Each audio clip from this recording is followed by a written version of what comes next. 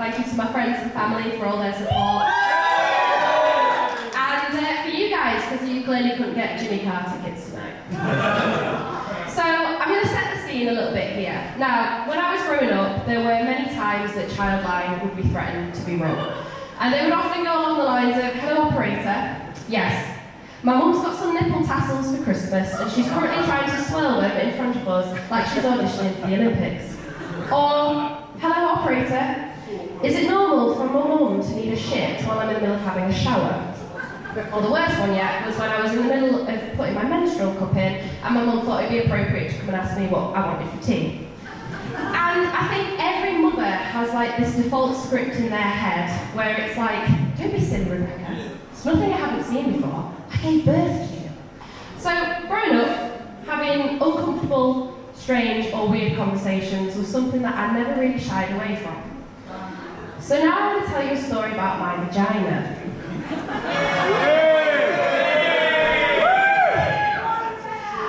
You'll be well acquainted with my labia by the end of this.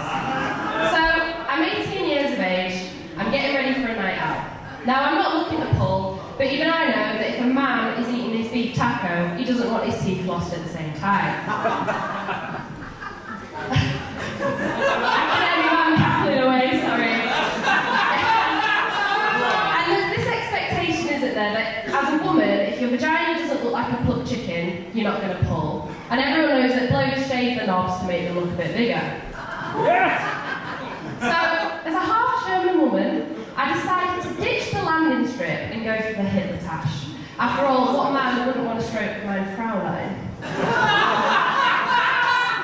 So, in the soft porn literature of the world, or cliterature as it's known, mein Fraulein doesn't quite have the same ring as wet core or molten heat. But then neither does the Satan shaft or sausage. That really is the verse.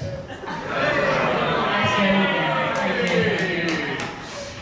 So, embodying some of that German efficiency of removing things that we don't like quickly, I decided that it would be a good idea to wax my vagina. I will leave the German stereotypes there, but I am just following orders. Thank you. So, I realised quickly that at the age of 18, one of the things that my mother never taught me to do was how to wax my vagina. And it wasn't until I was looking at a thick wad of skin with my pubes hanging out and blood trickling down my leg that I thought, oh, I fucked up here. To be honest with you all, I thought I'd rip my clit off, but the irony being it'd be easier for a man to find if it was such a bedside table. So, imagine the scene. I've passed out in the hallway. My vagina currently resembles two neighbours who share a front lawn.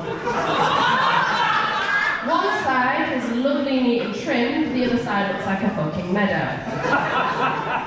So what did I do, I hear you all ask? At the age of 18, no matter how many times I said to my mother, "I'm 18 now, I can do what I want," I called my fucking mother. It's like, "Mum, I've just passed out, I need you to come home." She's like, "Oh my God, Rebecca, I'm on the way, I'm coming, don't worry, I'll be there." The scene before my mother when she got home. I'm covered in... I can hear you, Mum. I'm covered in sweat, pubes, wax, blood, with a blanket over my fanny like it's died in a fucking car crash. My mum then becomes... She instantly gains a qualification in gynecology and she says, "I'm going to have a look, Rebecca, to see if it needs stitches. But don't worry, it's nothing I've not seen before." At which point I thought, there's no hope for my dying labia that's stuck to the bathroom bin. She has a PA like I'm there for my smear test. Ooh. She says, "Ooh, it's got a funny colour. It's a bit of a slate grey." Well, what I didn't realise is Mum had also been at Dulux and was colour matching my fanny to the grey palette. You know when meat starts to turn? It looks a bit like that. So, ladies and gentlemen, the worst part about that whole experience wasn't passing out at the sight of my own blood. It wasn't having to read my mother reenacting the book of Exodus, but Moses was called Susan, and he was parting the lips of labia. Nor was it being told that your vagina should be a nice dusky pink and instead was more a thunderous grey. Oh, no. A few days later, Mum and I are sat on the sofa. and we heard from upstairs, Mummy, Mummy, Mummy, look what I found, look what I found. And my younger brother comes running